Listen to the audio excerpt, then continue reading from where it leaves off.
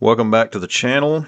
Recently I've been testing the DNT Optics The One, and in this video we're going to break down some of the features, some of the performance, some of the pros and cons, and ultimately whether or not it deserves a spot on your rifle. In recent years, as you guys are well aware, there's been some major changes in technology and we are getting much better products out there on the market. It's a great advantage to us. Things that used to cost 10 times more are now within reach of the everyday shooter, and I think that's a growing trend that I really like to see. The absolute most important thing related to any type of optic is the clarity when you're looking through it. If you do not have a clear view of your target through the scope, you're wasting your time. The One features the Japanese glass that everybody raves about as far as optical clarity, and I'll have to say it does have a very crisp image when you're looking through the scope. Guys, I don't know how well you will be able to tell on camera, but currently the sun has pretty much set. You can see back behind me here, and this is where the scope really will either make it or break it. And in this kind of light, if you don't have a large aperture, if you don't have that scope gathering a lot of light, you're really going to lose it. Now this one, the DNT Optics, I'll just have to say, when we're starting to get into this kind of light, you can kind of see back behind me the house, but what we're seeing in the scope, if I zoom out, if I try to increase the magnification, it loses it. There again, guys, it is much darker out here now than what you guys are seeing on camera, but I can tell you that this is the kind of light that there are very few scopes really be very usable, especially if you're going to start with increasing your magnification. In fact, guys, the street lights, or I should say the security light, has come on. Again, that's how dark we are out here currently, but the scope has still been a good performer.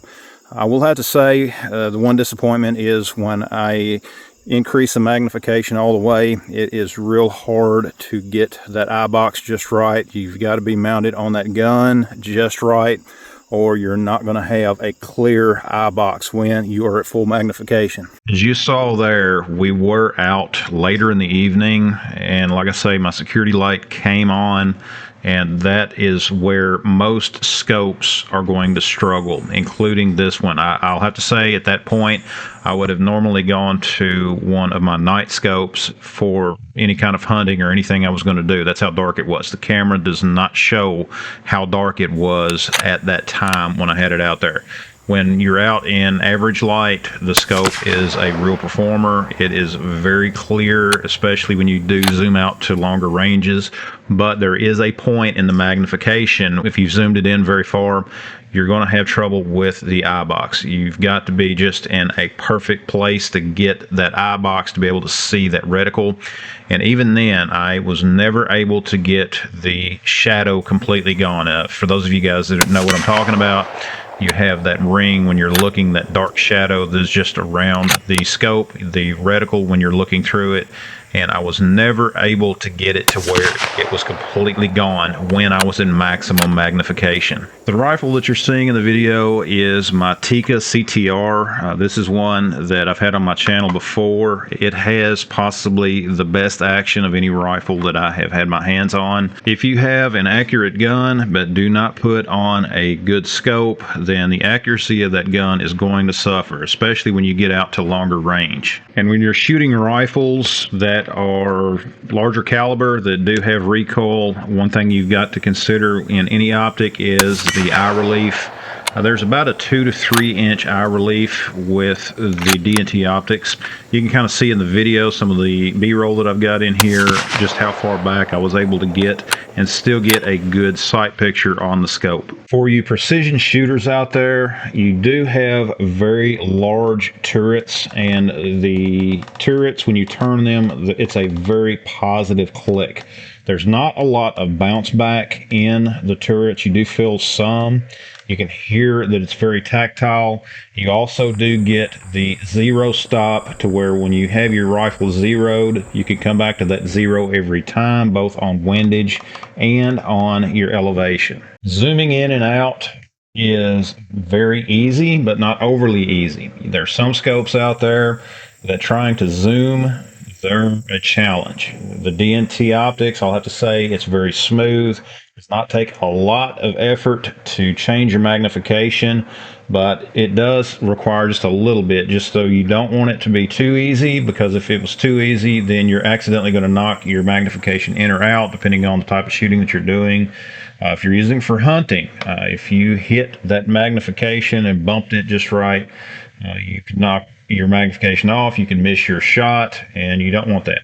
This scope has got a good balance as far as how much tension there is on that magnification ring. The focus ring is the same. It's not overly easy to turn, but at the same time, it's not very difficult.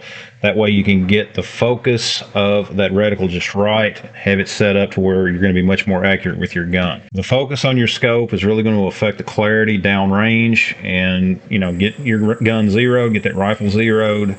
And most importantly, guys, make sure that you have the scope mounted properly. I've got another video on my channel that I'll leave a card to where it shows the proper mounting of your scope. Some of the other features are a 34mm tube. You also have an illuminated reticle and a parallax adjustment. Now, one negative about the parallax adjustment, there is not a mark on the side of the scope. That's something that some people may like, may not care nothing about. For me, I like having some type of an indication on the side of it, similar to where the windage and elevation adjustment is. I can tell exactly where I need to be on that just because I have that reference mark. Parallax adjustment on the DNT Optics, it does not have that. That's no big deal. That's nothing that is a deal breaker or anything like that, but it is something that I wanted to note. You do have a little bit of an indication as far as the range, but there's not a reference mark on the tube itself. As you turn that, you're basically guessing as far as exactly where you are. Not that big of a deal, but I do think that it's important just to point that feature out. I'm going to leave a link down to Amazon in the description below. I think that for what you're getting, it is a very good value, a very good value. I can't emphasize that enough. Clarity of the scope is great. The downfall, I'll have to say, is when you're starting to get into those extreme magnifications. You do get that vignette when you have it all the way out and you have that magnification turned up all the way. I'm not trying to put any kind of videos or anything like that showing the reticle, simply because nothing I've done has been able to give a good depiction of how that reticle actually looks. The clarity of the reticle, the clarity of the scope is much better than what I can show on camera, what I can capture on any of the camera and equipment that I have. Guys, that is my review on the DNT Optics The One scope sitting on my Tikka CTR. And guys, I hope you liked the video. Be sure to check out all of the videos on my channel. Like and share the videos. It really does help my channel grow. Recently, we crossed over 50,000 subscribers, and with your help, we can keep that going.